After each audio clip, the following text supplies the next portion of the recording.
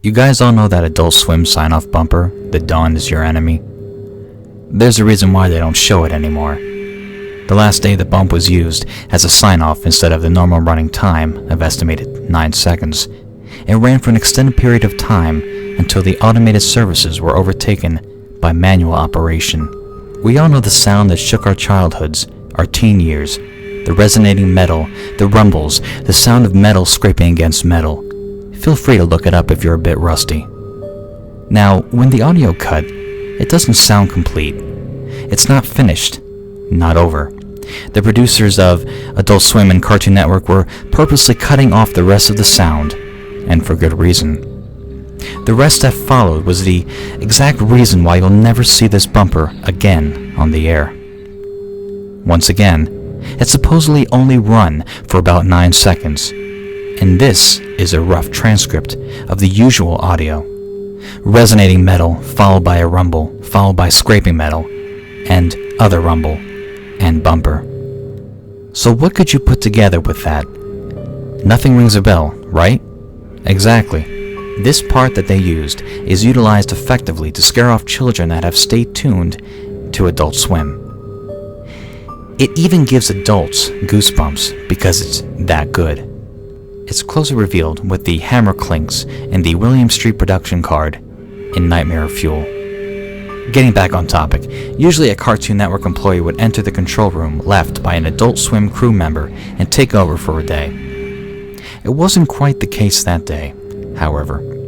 The usual man scheduled to cue the sign-on and such programming for Cartoon Network for some reason did not start up the day schedule. No one knows if he did this purposely, and whether or not his contract was terminated. This was the least of the problems Cartoon Network had at the time. What followed, the common 9 seconds, was an extended 2-minute broadcast of some of the most horrifying audio ever heard on public television. The metal continued to resonate, and the scraping continued, slowly, and uncontrollable sobbing came clearer. Not one person was crying, but a multitude of people were screaming and yelling. The metal scraped, the screaming grew louder. Soon, you could hear the slicing of flesh, the grinding of bones, the gushing of blood, and the guttural death rattles of people dying.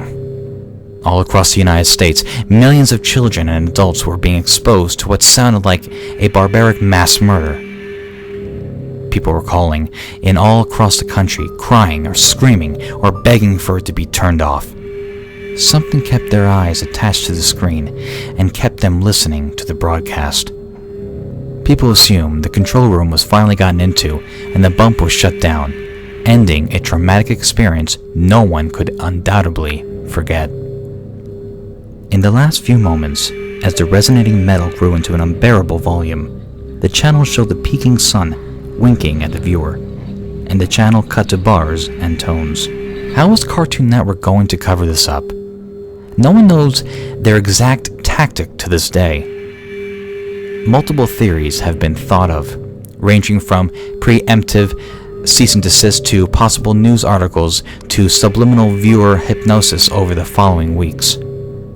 While all public evidence does not officially exist, Cartoon Network officials do acknowledge a hijacking of the channel's frequency on the day, but got into no further detail. All late morning bumps, including TDIYE, were replaced with the corresponding ones from the 1:30 a.m. time slot. Word is, however, that somewhere hidden in an Onion site, accessible only via Tor, is a recording of the bump played that morning. The question asked the most among few who remember this is how Cartoon Network got the audio in the first place.